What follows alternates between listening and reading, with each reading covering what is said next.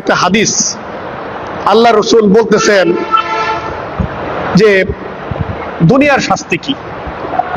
আসরের নামাজের উদাহরণ দিয়ে আল্লাহ রসুল বলতেছেন, আসরের নামাজটাকে বেশি উল্লেখ করা হয়েছে কোরআন এবং হাদিসে, কারণ এই সময়টা মানুষ বেশি ব্যস্ত থাকে। জোহরের নামাজ পড়ে মানুষ ঘুমায়। দেখবেন পৃথিবীর বিভিন্ন দেশে, আমাদের দেশেও তো জোহরের নামাজের পরে বাজার ঘাটের দোকানগুলো বন্ধ থাকে না, দুপুরে পরে বাজারের দোকান বন্ধ থাকে না। বেশি করে গ্রামের বাজারে দেখবেন জোহরের নামাজের পরে ম্যাক্সিমাম দোকান বন্ধ থাকে। এই সময়টা মানুষ বাসায় কি করে, রেস্ট করে। যারা একেবারে মানে মাঠে কাজ না করে, এর বাইরে যে অংশটা আছে, তাদের অধিকাংশ মানুষ বাসায় রেস্ট করে। তো এটা মানুষের একটা ফিতরতান একটা অভ্যাস। এই জন্য কোরআনের ভিতরেও আল্লাহ তাআলা আরেক জায়গায় বলছেন যে তোমরা মানে এই মধ্যবর্তী নামাজটাকে আদায় করো, তাহলে তোমাদের গুনাহ মাফ করে দেওয়া হবে।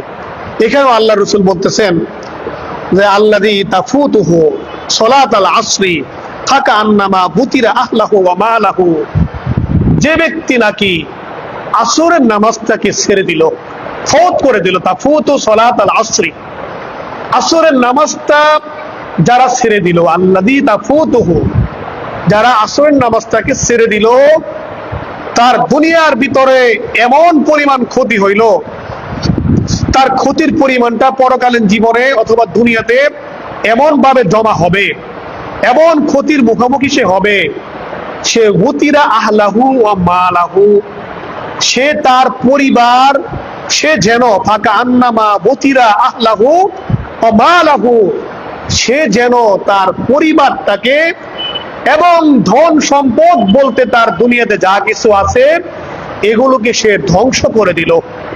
একটা মানুষের পরিবার এবং সম্পদ সবকিছু যখন নষ্ট হয়ে যায়, তখন ওই ব্যক্তির সমান হতাশ ব্যক্তি কি দুনিয়াতে আর কেউ থাকে? মনে করেন পরিবারের সব ছেড়ে তারা চলে গেছে, অথবা পরিবারের সবাই মারা গেছে এবং সম্পদও সব নষ্ট হয়ে গেছে, শুধুমাত্র একজন ব্যক্তি জীবিত আছে, সে কি খুব হতাশ হয়ে যায় না? দুনিয়াতে বেঁচে থাকার, মরে যাওয়াটা তার জন্য তখন প্রায় সেম সেম হয়ে যায়, সমান হয়ে যায়। বলতেছে এইরকম একটা ভয়াবহ কাজ একজন ব্যক্তি আসরের নামাজ ছেড়ে দেওয়ার মাধ্যমে করে থাকে। এরকম ক্ষতিকর, এরকম ভয়াবহ ক্ষতির কারণ হওয়ার মতো একটা কাজ আসরের নামাজ ছেড়ে দেওয়ার মাধ্যমে একজন মানুষ করে। তাফসীর ইবনে কাসিরের মধ্যে পরবর্তীতে ইবনে কাসিরের লেখক তিনি নিজেই প্রশ্ন করতেছেন, তাহলে প্রিয় আমার এই তাফসীরের পাঠকেরা, তোমরা একটু চিন্তা করে দেখো, শুধুমাত্র আসরের নামাজ ছেড়ে দেওয়াটাকে আল্লাহর রাসূল এত বেশি ক্ষতির মতো করে উদাহরণ দিয়েছেন, এত বেশি ক্ষতির একটা কারণ, ক্ষতিকারক একটি বস্তু শুধুমাত্র আসরের নামাজ ছেড়ে দেওয়ার কারণে হতে পারে, শুধুমাত্র আসরের নামাজ ছেড়ে দেওয়ার কারণে এত বড় ক্ষতি হয় মানুষের, এত বড় জঘন্যতম একটা ক্ষতির কাজ মানুষ করে, তাহলে একজন ব্যক্তি যদি 5 ওয়াক্ত নামাজই ছেড়ে দেয়, সে কি পরিমাণ ক্ষতিকারক কাজ প্রত্যেকদিন করে সেটা তোমরা একটু চিন্তা করে দেখো। তাহলে আল্লাহ রসুলের এই হাদিস থেকেও কিন্তু নামাজ ছেড়ে দেওয়ার কি পরিমাণ ক্ষতি সেটা স্পষ্টভাবে আমরা পাইলাম।